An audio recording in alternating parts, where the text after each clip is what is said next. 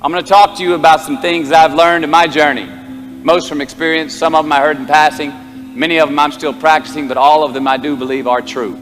Number one, life's not easy.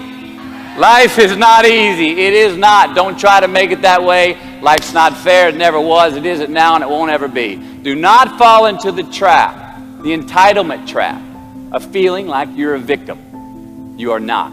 Get over it and get on with it. And yes, most things are more rewarding when you break a sweat to get them. Number two, I love this one. Unbelievable is the stupidest word in the dictionary. Should never come out of our mouths. Think about it. To say, oh wow, what an unbelievable play. It was an unbelievable book, an unbelievable film, an unbelievable act of courage. Really? It may be spectacular, it may be phenomenal, most excellent or outstanding. But unbelievable? Give others and yourself more credit. It just happened. You witnessed it. You just did it. Believe it. What about the other side of unbelievable? You know, that side when we humans underperform or act out of our best character. For instance, man flies a suicide jet into the World Trade Center. Millions die from diseases every day that we have cures for. Bob the Builder swears that he's going to have your house built by Thanksgiving, and you can't move in until Christmas the next year.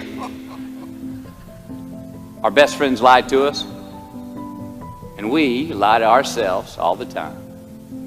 Unbelievable? I don't think so. Again, it just happens, and it happens every day. Nothing that we Homo sapien earthlings do is unbelievable. And if there's one thing you can depend on people being, it's people. So we shouldn't be surprised. We, us, are the trickiest mammals walking the planet. I'm not worried about the monkeys. I'm worried about you and me. So acknowledge the acts of greatness as real, and do not be naive about mankind's capacity for evil, nor be in denial of our own shortcomings. Happiness is an emotional response to an outcome. If I win, I will be happy. If I don't, I won't. It's an if-then, cause and effect, quid pro quo standard that we cannot sustain because we immediately raise it every time we attain it. You see, happiness demands a certain outcome. It is result reliant. And I say if happiness is what you're after, then you're going to be let down frequently and you're going to be unhappy much of your time. Joy, though, joy is a different thing. It's something else. Joy is not a choice. It's not a response to some result. It's a constant. Joy is the feeling that we have from doing what we are fashioned to do, no matter the outcome. Now, personally, as an actor, I started enjoying my work and literally being more happy when I stopped trying to make the daily labor a means to a certain end. For example, I need this film to be a box office success. You know, I need my performance to be acknowledged. I need the respect of my peers. All those are reasonable aspirations, but the truth is, as soon as the work, the daily making of the movie, the doing of the deed became the reward in itself for me, I got more box office, more accolades and respect than I ever had before. See, joy is always in process. It's under construction. It is in constant approach, alive and well in the doing of what we're fashioned to do and enjoying it. Your number one job is to become more of yourself and to grow yourself into the best of yourself. Become so skilled, so vigilant, so flat out fantastic at what you do that your talent cannot be dismissed. I think that it's very important that you start trusting yourself. Listen to yourself. Listen to that still small voice within you. Don't try and make everything logical. There's some things about life that defies logic, that you just can't explain how the outcome is going to be. I think that's why Paul said you've got to learn how to walk by faith and not by sight. That once you begin to trust yourself and your ideas and your instincts, life takes on a whole new meaning, because now I want you to do that feeling that you are led. Just feel, I am led. I remember the worst speech I had ever given in my life. I let someone exploit a fear that I had. For years, I had a tremendous inferiority complex because I'm not college educated. And this person knew this. And she said, let me write this speech for you. You're going to speak at Ohio State University. Those people are very educated there. And they're going to know when you make grammatical errors. And they're going to know because of the substance of your speech that you are not literate. I care about you. I don't want you to embarrass yourself. So this person proceeded to write a speech for me. I had a speech in my mind, but this person was stronger than I was negatively than I was positive about my own thoughts. And I gave my power away. With my permission, I allowed this person to guide me to do something that I really didn't want to do.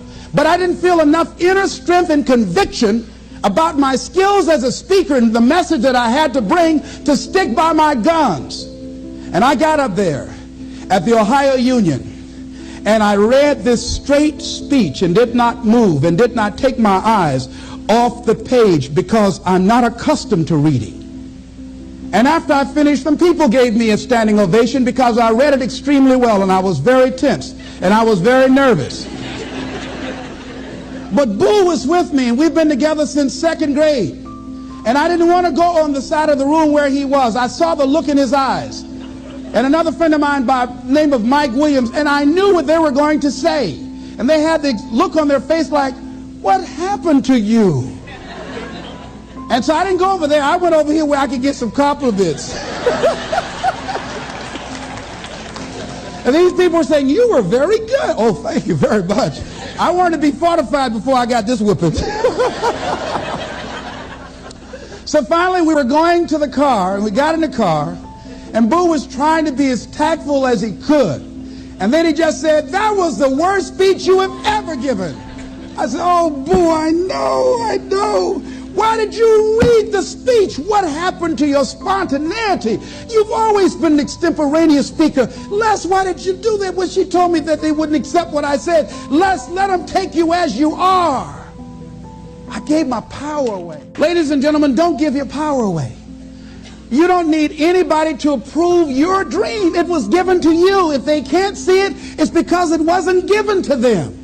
It was given to you. Hold it, nourish it, cultivate it, work on it. It's yours. It's your baby. Work on it until it comes into fruition. I gave away my power, and I said, I'm not going to do that no more. A lot of people ask me, how can I build world-class willpower? How can I beat procrastination? Simple idea, and you know this, which is, how do you get good at anything? You practice. So willpower, self-discipline is a muscle. And if you want to build a muscle, you need to flex it, stretch it, go to your edges, and practice daily. So how do you become iconic in terms of self-discipline? It's a practice. And the more you practice, the better it'll get. You can drown yourself in good opportunities that aren't great opportunities. And if you scatter your focus, you try to do 17 different product lines, you can kill your business really easily. I've met people that are more successful than me that had it harder than me. People that grew up in countries where they have to drink out of the same water that the animals drink out of. You know, that they've seen tragic things happen on a daily basis, you know. So, you know, it's out there. But we have two choices. To sit there and say, woe is me, and just be another one of the statistics, or to sit there and give it our best and learn from people like me who say, if my dumb ass can make it, then you can do it too. You don't want to be alone as a kid. Feeling isolated as a child, for my mind, is the scariest thing, because that leads to depression, which leads to, you know, drugs, alcohol, suicides, prison. You know, I witnessed this firsthand, what it was like feeling outcast, and the thoughts, the conversations I had with myself by feeling alone, going to the principal's office, and every time going to the principal's office when I would get in trouble, I would say, I wish I were dead. I was like, I have no friends. Why am I even alive? I wish I were dead. I remember saying this, second grade, third grade, fourth grade. So for me, it's like, okay, I need to put on something to be accepted by people. I need to be the biggest, fastest, strongest so that I'm accepted on a sports team. I need to be able to get a girlfriend so that other guys think I'm cool and they'll hang out with me. I need to be able to make money so that I can take people out and pay for their lunch and dinner. I need to be able to be driven enough so that I'm accepted in society. And I think that's the challenge. It's hard to feel like I have these like morals and ideals and I'm gonna stand up as a 7-year-old boy and like, screw the world, this is what I am, what I stand for. I don't care if you don't want to be my friend, I can do it on my own. Like, we don't think that way growing up. We want to just feel accepted and loved and just be a part of the class. And I never felt that way. And so I was driven to be part of my class, my team. Now I grew up very loving and supportive, but I also grew up driven with these masks to try to be even more accepted because I was afraid to be alone. I think it's a factor of all of it together. You're born with it, but you have to continue to practice it. You're only as good as the people that you surround yourself with. Because when I got to the top and kept winning, I just felt like I was going to continue to keep going, but I didn't realize I had made it to the top. This is it. And now I'm going to be around these people for more years to come. I just kept not burning bridges, because every bridge I left in place for my little brother to cross. You know, a lot of the race teams that I raced for, Kyle jumped in and kept going. I was just blazing this trail, going straight to the top with that aggression and that tenacity. And I still have those, but they're muted in different categories with the way a lot of the business operates at this level. You know, my theory about the acting thing for me is to use yourself and lose yourself, because every part that I go into, what else do I have to use but the experiences that I've had and the things that in my body and my face and my voice and, you know, all my stuff. But I want to lose myself into the role. I don't want to feel like it's Kevin. You know, I taught probably personally over hundreds of thousands of people, you know, through seminars and my coaching. I do big events, a few thousand people at a time, and I do a lot of Q&As. So I have this track record of how people found their gifts. And some people find them when they're very young. You know, when you're 5 or 6 or 7, your neighbor finds out that you're very good at chess, and then he ends up being champion. I've interviewed a Japanese champion once, and some geniuses are found that way.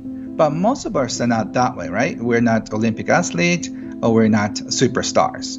So most of us are not born with only one gift. We are born with several mediocre gifts.